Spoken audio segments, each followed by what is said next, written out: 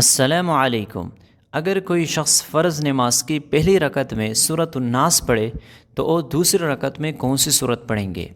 اسی طریقے سے ایک اور سوال کیا گیا ہے کہ اگر کوئی شخص ظہر کی یا عصر کی نماز کی تیسری اور چوتھی رکعت میں سورت ملا لے تو آیا اس کی نماز درست ہے یا نہیں؟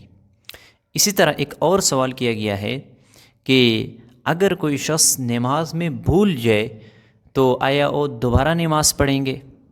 اور اسی طرح ایک اور سوال کیا گیا ہے کہ اگر فرض نماز میں اتحیات کے بعد وہ درود شریف پڑھے تو آیا وہ سجدہ سہو کریں گے یا دوبارہ نماز پڑھیں گے؟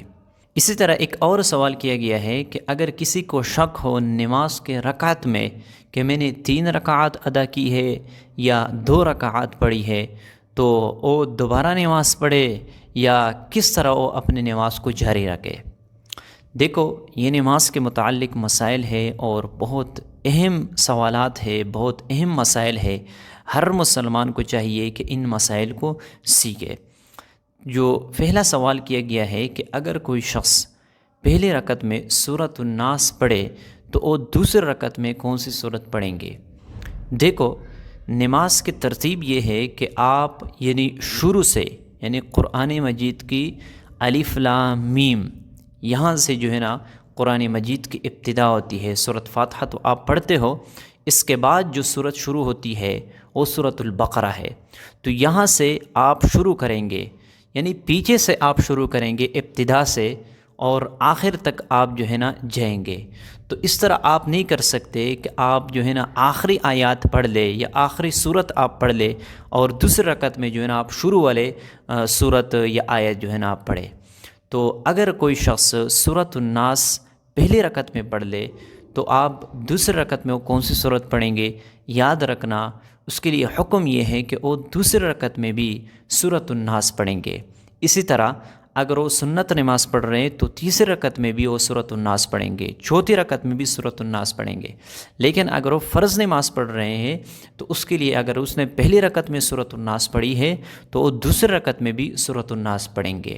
یہ حکم ہے، ترتیب اس طرح ہے کہ آپ نے سب سے پہلے قل اعوذ برب الفلق پڑھنا ہے، اس کے بعد قل اعوذ برب الناس پڑھنا ہے۔ شروع سے آخر تک آپ نے جانا ہے۔ اس طرح نہیں کہ آپ نے آخر سے شروع کی اور آپ پیچھے پھر جائیں گے۔ اس طریقے سے نماز پڑھنا یہ مکروہ ہے۔ ہاں، اگر کوئی بھول جائے تو پھر اس کی نماز میں کوئی کراہت نہیں ہے، لیکن اگر کسی نے سورۃ الناس پڑھ لی تو اس کے لیے حکم یہ ہے کہ وہ دوسری رکعت میں بھی سورۃ الناس پڑھیں گے۔ دوسرا جو مسئلہ ہے وہ یہ ہے کہ اگر کوئی شخص فرض نماز کی تیسری اور چوتھی رکعت میں سورت ملائے تو اس کی نماز درست ہے یا نہیں؟ دیکھو، فرض نماز کی پہلی جو رکعات ہے، پہلی رکعت اور دوسری رکعت، اس میں سورت ملانا یہ ضروری ہے۔ اب تیسری اور چوتھی رکعت میں سورت ملانا یہ ضروری نہیں ہے، لیکن اگر کسی نے ملا لیا تو پھر اس پر سجدہ سہو بھی لازم نہیں ہے اور اس کی نماز درست ہے۔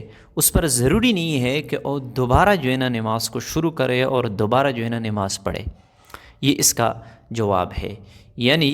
پہلی جو 2 رکعات ہے، پہلی رکعت اور دوسری رکعت فرض نماز کے، ظہر کی جو بھی پہلی رکعت اور دوسری رکعت میں سورت ملانا ضروری ہے، اور عصر کے نماز میں بھی پہلی اور دوسری رکعت میں سورت ملانا ضروری ہے، عشاء کی نماز میں بھی پہلی اور دوسری رکعت میں سورت ملانا ضروری ہے، لیکن تیسری اور چوتھی رکعت میں سورت ملانا ضروری نہیں ہے۔ تو اگر کسی نے تیسری اور چوتھی رکعت میں سورت ملا لیا ہے تو پھر اس پر ضروری نہیں ہے کہ وہ دوبارہ نماز پڑھے، بلکہ اس کی نماز درست ہے اور نہ اس پر سجدہ سہو ہے۔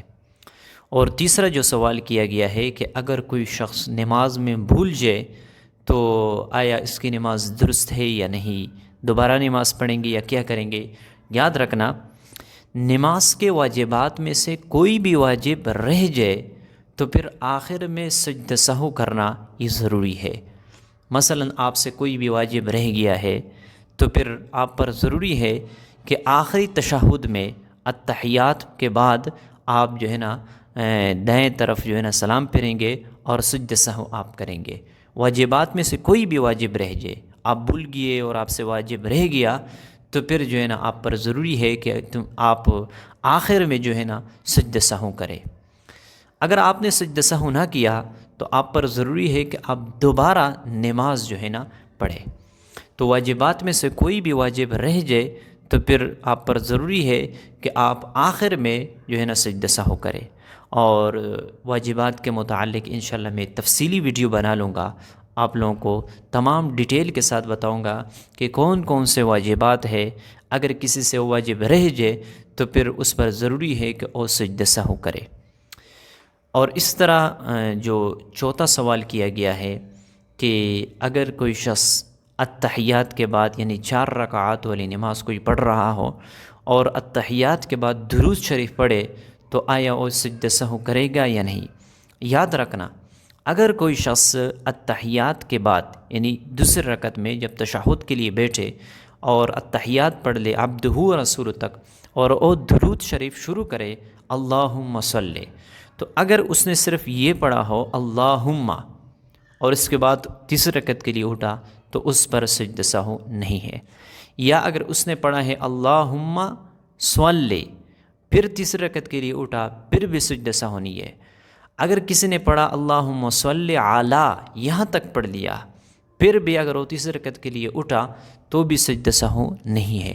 لیکن اگر کسی نے اللہم صلی علی محمد یہاں تک پڑھ لیا تو پھر اس پر ضروری ہے کہ وہ آخری قاعدے میں تشہد کے بعد سجدہ سہو کرے، یعنی اس پر سجدہ سہو کرنا یہ لازم ہو گیا۔ جب کوئی شخص اللہم صلی علی محمد تک پڑھ لے تو اس پر ضروری ہے کہ وہ جو ہے نا آخر میں سجدہ سہو کرے۔ لیکن اگر کسی نے اللہم پڑھا ہے، علی پڑھا ہے، صلی پڑھا ہے تو بھی اس پر سجدہ سہو نہیں ہے، محمد پڑھا تو پھر اس پر سجدہ سہو یہ لازم ہے۔ اسی طرح ایک اور سوال کیا گیا ہے کہ اگر کسی کو شک ہو کہ میں نے 3 رکعات پڑھے ہیں یا 2 رکعات، یاد رکھنا اگر کسی کو یہ مسئلہ پہلی دفعہ پیش آ رہا ہو اور اسے شک ہو جائے کہ میں نے 3 رکعات ادا کی ہے یا 2 رکعات، تو اس کے لیے حکم یہ ہے کہ وہ اثر نو نماز پڑھے، یعنی دوبارہ جو ہے نا نماز کو شروع کرے اگر کسی کو پہلی دفعہ یہ مسئلہ پیش آیا ہو۔ لیکن اگر کسی کو بار بار یہ شک ہو رہا ہو کہ میں نے 3 رکعات ادا کی ہے یا 2 رکعات ادا کی ہے تو اس کے لیے حکم یہ ہے کہ وہ غالب گمان پر عمل کرے گا کہ آیا میں نے 3 رکعات ادا کی ہے یا 2 رکعات۔ اگر غالب گمان یہ ہو کہ میں نے 2 رکعات ادا کی ہے تو اس کے اوپر عمل کر لے، اور اگر غالب گمان یہ ہو کہ میں نے 3 رکعات ادا کی ہے تو اس کے اوپر عمل کر لے۔